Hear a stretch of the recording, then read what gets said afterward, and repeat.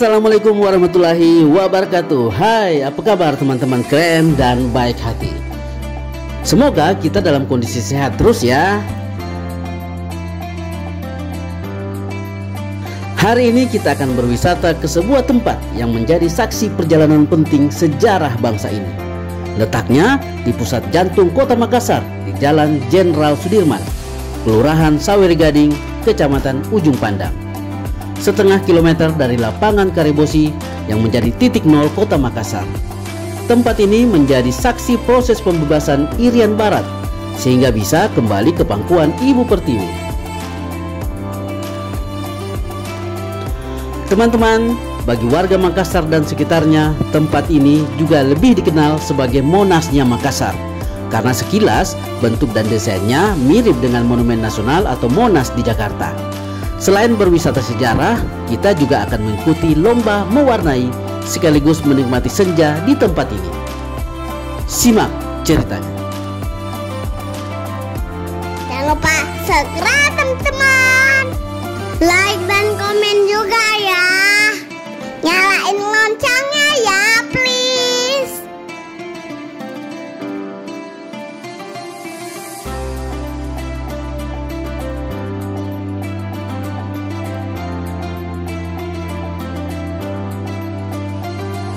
Selain dikenal sebagai daerah dengan kekayaan ragam kuliner dan punya makanan yang enak-enak, kota Makassar juga dikenal memiliki berbagai tempat ikonik dan bersejarah. Salah satunya adalah Monumen Mandala yang juga menjadi salah satu landmark kota Makassar yang cukup dikenal para wisatawan baik lokal maupun mancanegara.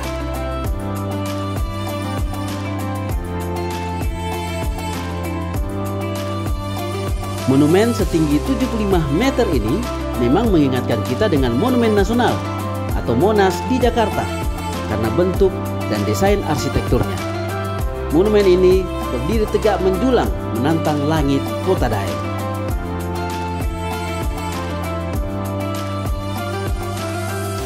Monumen ini didirikan di atas lahan seluas 1 hektar, dibangun pada 11 Januari 1994. Kemudian diresmikan Presiden kedua Indonesia, Bapak H.M. Soeharto pada 19 Desember 1995.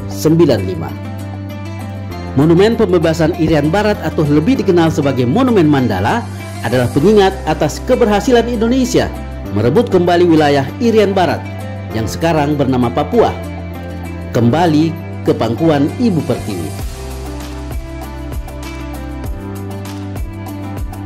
Teman-teman, sejarah mencatat bahwa meski Indonesia telah memproklamirkan kemerdekaan hampir 20 tahun, namun pemerintah Hindia Belanda masih terus menguasai wilayah Irian Barat. Maka dari itu, Presiden Soekarno resmi memulai perintah Trikora, Tri Komando Rakyat atau 3 Komando Rakyat pada 19 Desember 61 di Yogyakarta.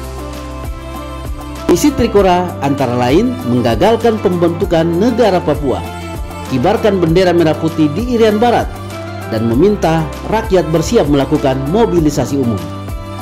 Kota Makassar menjadi markas Komando Mandala pembebasan Irian Barat dengan Brigjen Soeharto sebagai komandannya. Dari Makassar, Soeharto bersama petinggi militer lainnya seperti Abdul Haris Nasution, Ahmad Yani, Omar Dhani, dan R.E. Marta Dinata menyusun rencana infiltrasi atau perang fisik dengan penjajah Belanda.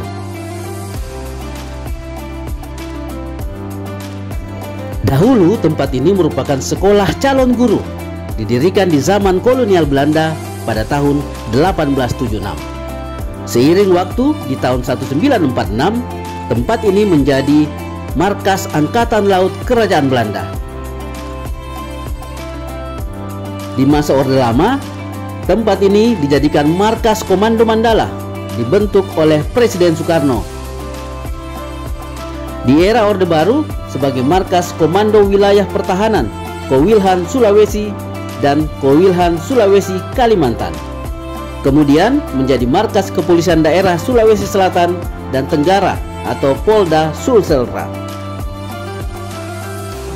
Desain monumen yang dibuat dengan bentuk segitiga sama sisi menjadi simbol 3 Komando Rakyat atau Trikora.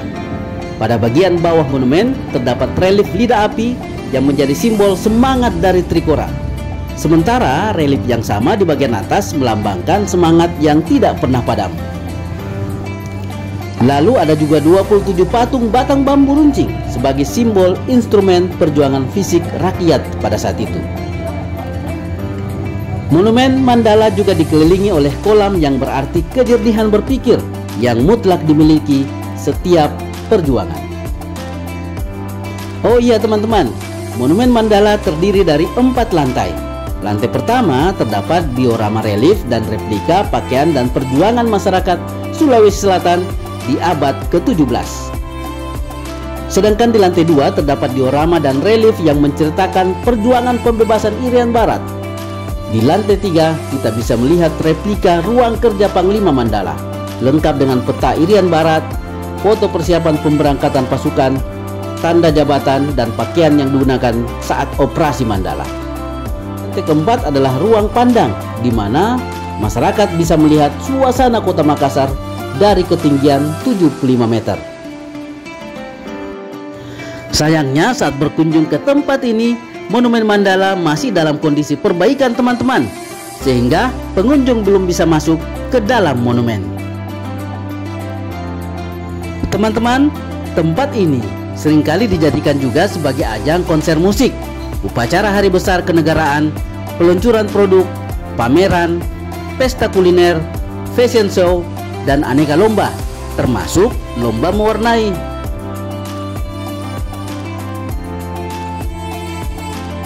Monumen Mandala juga seringkali dijadikan warga untuk menyampaikan aspirasinya lewat aksi, unjuk rasa, atau demonstrasi. Berkunjung ke lokasi ini sangat mudah teman-teman. Lokasinya sangat strategis, berada di jantung kota Makassar, bersebelahan dengan gedung Balai Prajurit Jenderal M. Yusuf dan lapangan Karebosi. Di depannya terdapat Rumah Sakit Pelamonia, Rumah Sakit Tentara Nasional Indonesia. Dari Bandara Sultan Hasanuddin, Monumen Mandala dapat dijangkau dengan angkutan umum ataupun transportasi online. Bisa juga melalui jalur tol dengan jarak tempuh hanya 17 km. Sedangkan dari Pelabuhan Soekarno-Hatta, lokasinya sekitar 5 km. Selain itu, seputar lokasi Monumen Mandala terdapat banyak hotel maupun wisma dengan berbagai kelas. Berkunjung ke Monumen Mandala bukanlah hal yang sulit. Selain sangat familiar di kota Makassar, rasanya semua warga tahu tempat ini. Akses kendaraan ke tempat ini pun banyak tersedia.